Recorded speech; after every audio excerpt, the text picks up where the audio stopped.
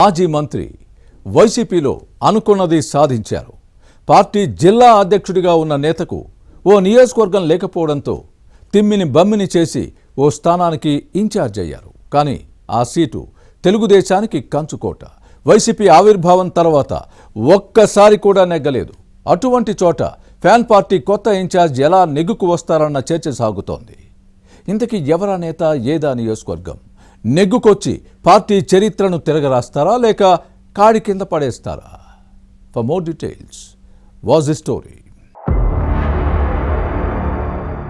YCP fire brand Ambati Rambabu politics లో పరిచయం అవసరం లేని పేరు.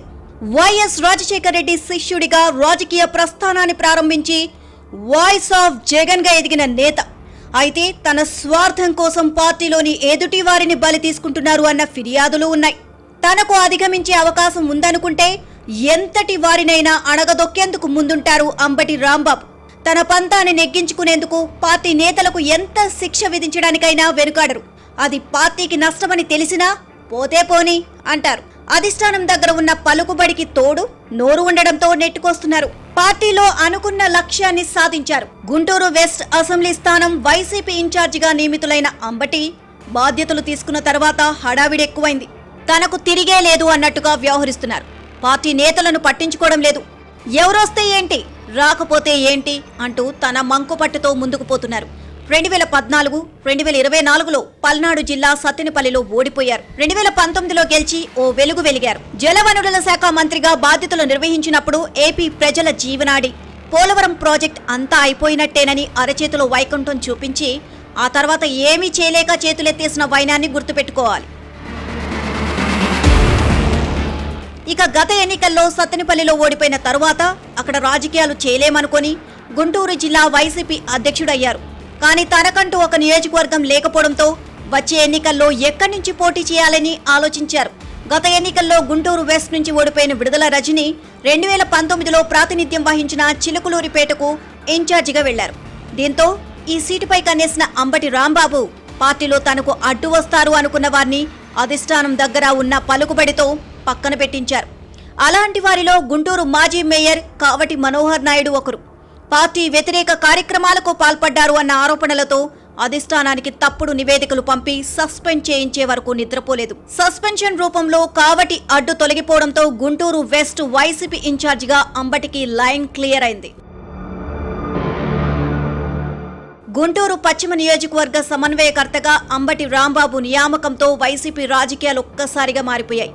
గుంటూరు నగర పార్టీలో మంచి పట్టు ఉన్న నేతలను కాదని ఫ్యాన్ పార్టీ అధిష్టానం అంబటికి వెస్ట్ బాధ్యతలు అప్పగించడంతో తీవ్ర వ్యతిరేకత వ్యక్తమవుతోంది. జిల్లా అధ్యక్షుడుగానే పార్టీలో విభేదాలతో ముందుకు సాగుతున్న అంబటి రాంబాబుకు అదనంగా పశ్చిమ నియోజకవర్గం ఇన్ఛార్జిగా రావడం వివాదాలకు మరింత ఆజ్యం పోసినట్లుగా ఉంది. గుంటూరు వెస్ట్ అంబటికి పూల పాన్పేమీ కాదు, ముళ్లబాట లాంటిది. వచ్చే ఎన్నికల్లో ఇక్కడ గెలుపు నల్లేరుపై నడక అన్న భావనలో ఈ మాజీ మంత్రి ఉన్నారు. వాస్తవానికి గుంటూరు పశ్చిమ నియోజకవర్గం తెలుగుదేశం పార్టీకి కంచుకోట. 2019 వైసీపీ వేవ్లోనూ ఇక్కడ తెలుగుదేశం ఎమ్మెల్యేగా మద్దాలి గిరి గెలిచారు. ఆ తర్వాత ఫ్యాన్ పార్టీ పంచన చేరడం వేరే విషయం. 2004, 2009లో మాత్రమే ఇక్కడ కాంగ్రెస్ అభ్యర్థులు విజయం సాధించారు. వైసీపీ ఆవిర్భావం నుంచి వెస్ట్లో విజయం దక్కలేదు. కమ్మ, కాపు సామాజిక వర్గ ఓట్లు ఎక్కువ. గుంటూరు పశ్చిమ నియోజకవర్గం నుంచి గతంలో ఆయా సామాజిక వర్గ నేతలే పోటీ పడ్డారు.